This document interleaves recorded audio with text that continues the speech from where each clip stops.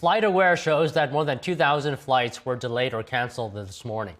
Joining us to discuss is Armen Kurdian, pilot and aviation expert. He's also a retired U.S. Navy captain and currently a California Senate candidate. So, Armen, good afternoon. Can you tell us what are the risks that emerge from staffing shortages, with air traffic controllers? Hi, Don. It's quite simple. It's a question of capacity.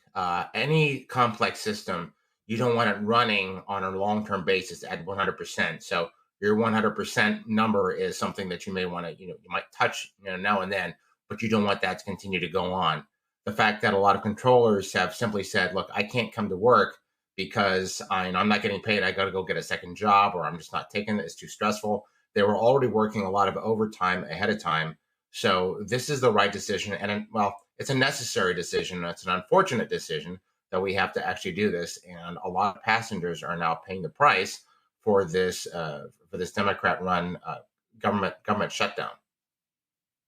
So, Armen, can you explain for us how do the cuts to flights benefit day-to-day operations at airports? For example, what does it look like inside a control tower when there's fewer flights? Well, you've got fewer controllers. It's quite that simple. You've got guys who may have to take on two different corridors at the same time.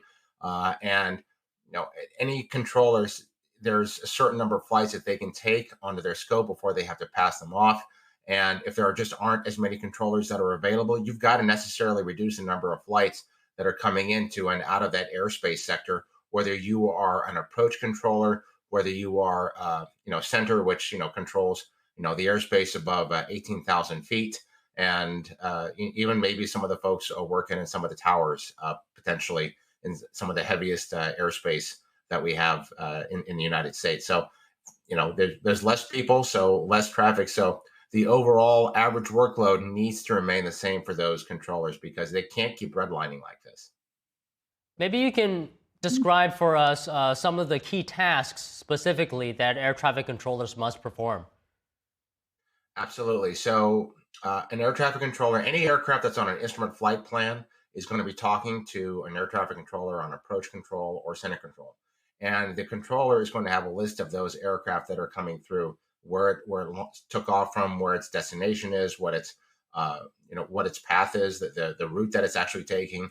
Nowadays you have a lot of commercial aircraft that are going direct point to point between airports thanks to GPS and reduce navigation separation minimums. So technology has allowed us to pack more aircraft into our airspace, actually more safely, so folks can understand that through technology as used as GPS, a long way from where we were about 30 or 40 years ago. They'll tell the aircraft, where they are. They will give aircraft traffic advisories. The folks on approach will clear an aircraft for, say, to begin their final approach into an airport.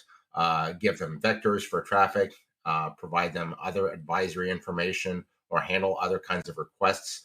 They are basically the pilot's connection to the ground as they are traversing U.S. airspace. So, Armen, given what you just described, in the event that there is a shortage, then what do controllers have to do to maintain safety? Well, number one, they can't be overloaded. They can only, they're human beings. They can only manage so much traffic. So if there are less controllers, then there has to be less air traffic unnecessarily in order to manage that. The air traffic controllers are working exceptionally hard. It's a very stressful job. Granted, everybody has to remember that one of the reasons we are short on air traffic controllers is the retirement age is too young. It's like 56 or 58. They need to be, they can work, past the age of 60. Some of them can, in a limited capacity. That's a tremendous amount of experience. It takes a long time to train air traffic controllers at the same time, coming in, just like we have, a serious commercial pilot shortage for airline transport pilots is also a big problem. So, technology can only go so far. At the end of the day, there still has to be humans in the loop in this system. It's less humans than were required previously. So, I don't know exactly what the number is, but I can guarantee you the number of aircraft that a current senior air controller can manage or is allowed to manage is higher than what it used to be. It's a lot less labor intensive, but at the same time, even though each aircraft and each flight is less labor intensive to manage, the more you add, you're still adding up to a certain workload, at which the regional air traffic management agencies have been saying, we're pushing the limits here. We can't get people to come in and cover these flights, so we've got to we have to cancel flights for air traffic management.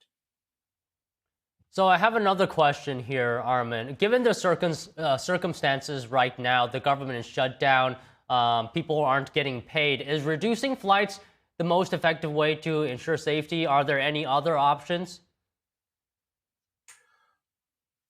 Honestly, there really aren't, given the current circumstances that we're working in. I mean, we're always trying to improve the technology of our air traffic management system, improved radars, improved communications links, more reliable, more robust communications links, and surveillance.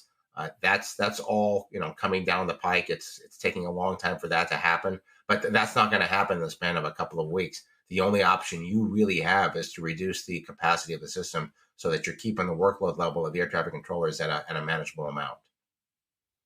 Okay, so more broadly speaking, what are some ways to eliminate shortages in air traffic controllers? Not necessarily during a government shutdown, but overall.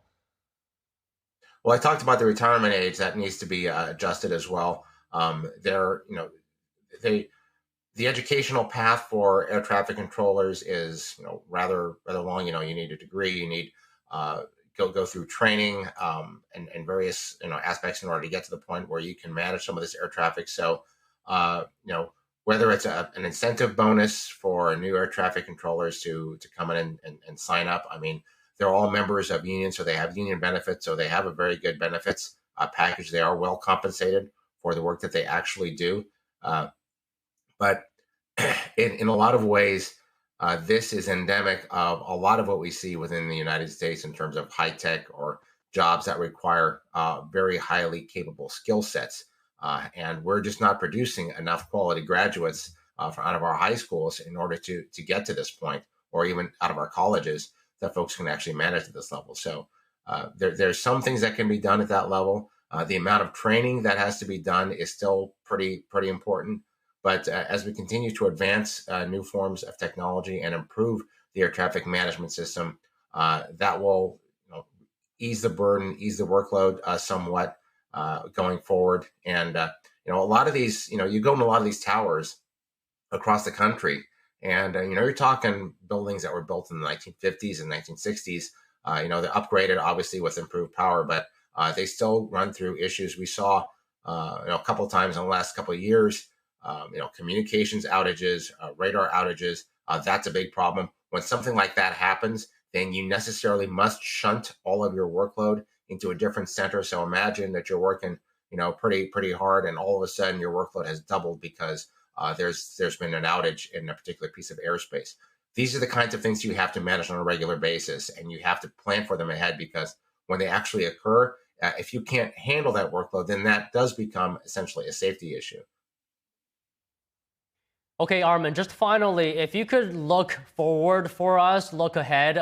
If the FAA is planning now to cut flights by 4% and then 10%, my concern, my worry is if the shutdown continues, could we see reductions beyond 10%? Not just in air traffic controllers, but throughout government. I mean, working capital funds are running out of money.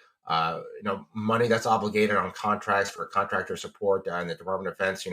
That's limited. No new funds coming onto those things. So that work's going to slowly pause. This continues. You're going to see less and less work that's going to be happening, and more executive directions say, hey, you need to come in and work without a paycheck. I mean, I understand that, but also from the standpoint of the individual, how long can you actually work without a paycheck? There's a lot of blue states out there where folks are just barely making ends meet, and now you're being told to work on a regular basis, or you might get fired. And oh, by the way, we can't pay you right now.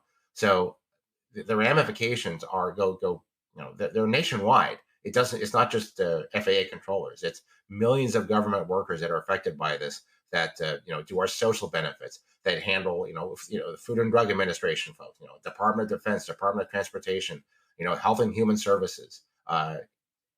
Every function of government is being impacted by this. People are seeing it, people are feeling it, It's a very serious issue. It needs to stop. It needs to come to an end. We need to get this government back up and running. And the Republicans have put forth a clean continuing resolution that will do that and fund all these benefits. And the other side is simply being obstinate and saying no. Okay, well, Armen, like you said, it is a very serious and unfortunate situation. I mean, maybe in the future they could find a way where political standoffs doesn't have to ground planes and have other impacts to the U.S. economy as well. Well, let's leave the conversation there today, Armen. It was so great to talk to you. Thank you very much. Thank you, Don. Have a great day.